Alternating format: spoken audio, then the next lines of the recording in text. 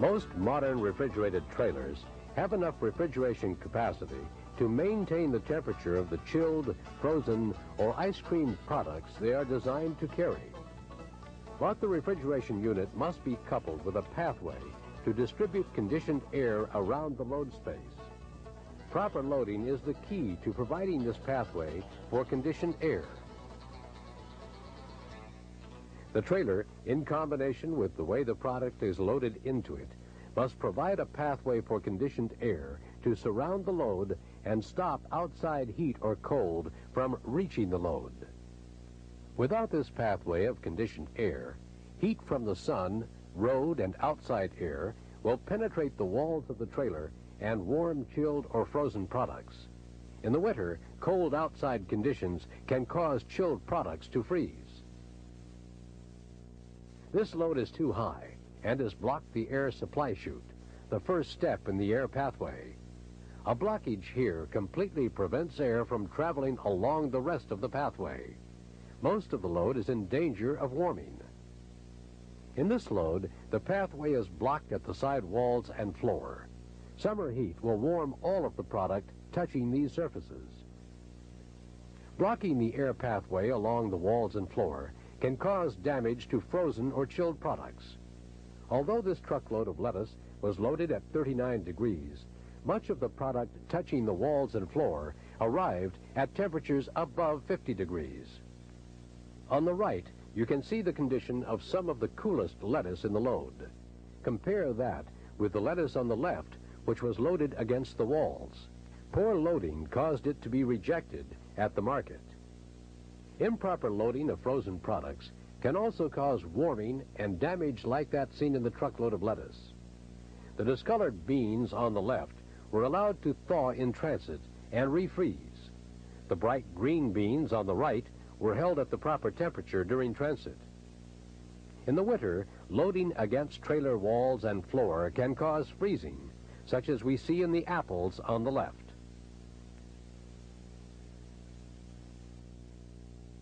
Remember, the goal of proper loading is to maintain a clear pathway around the load to allow refrigerated air to absorb heat entering from the outside.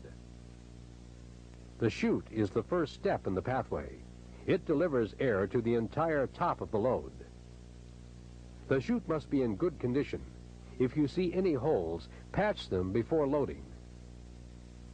A chute in poor condition will not spread air evenly over the load and may result in hot spots.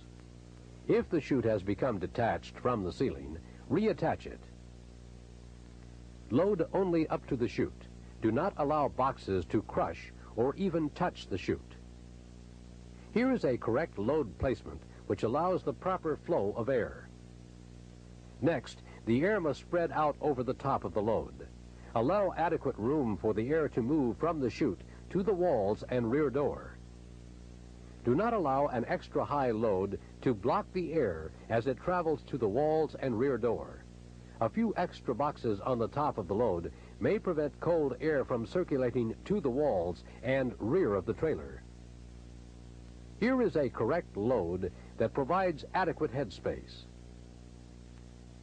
The air must now continue its path down along the rear door.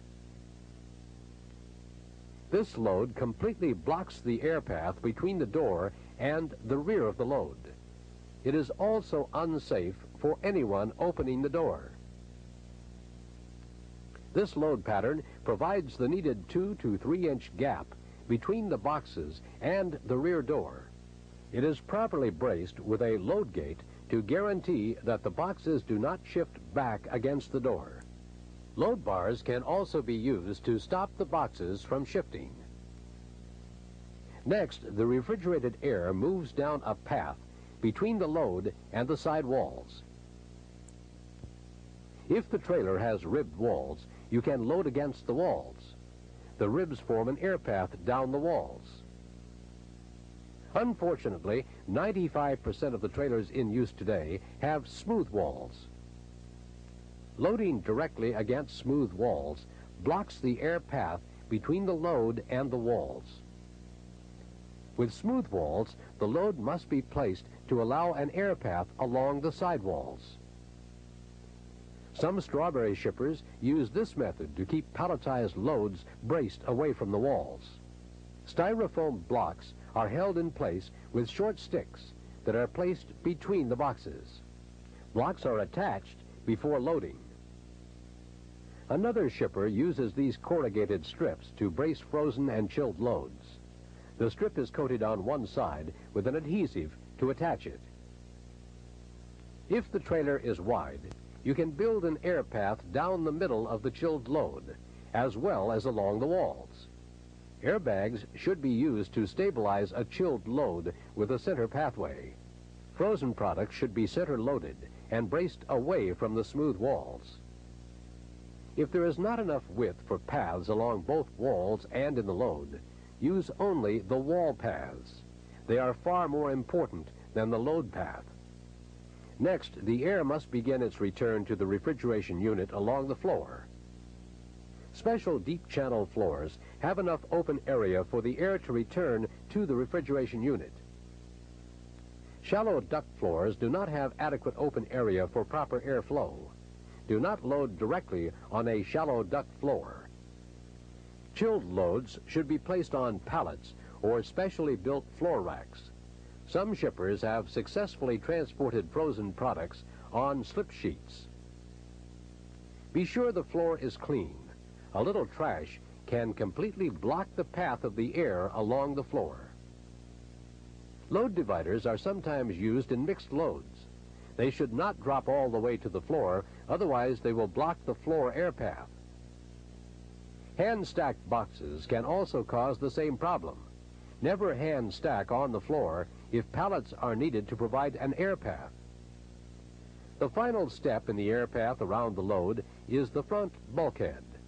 This keeps the load from shifting against the front wall and blocking the air returning along the floor and walls. Products can be loaded directly against a solid bulkhead like this one. If the trailer does not have a solid bulkhead, make a temporary one out of pallets or special racks. Make sure the bottom board of the temporary bulkhead does not touch the floor and block the floor air path. Remember, proper loading requires a clear path for refrigerated air to flow around the load. The path begins with an open chute in good condition. Load to allow adequate and uniform headspace. Properly brace the load away from the rear door. Brace the load away from the sidewalls. Make sure the floors are clean. Do not place product directly on shallow duct floors. Use pallets to make a temporary bulkhead if the trailer does not have one.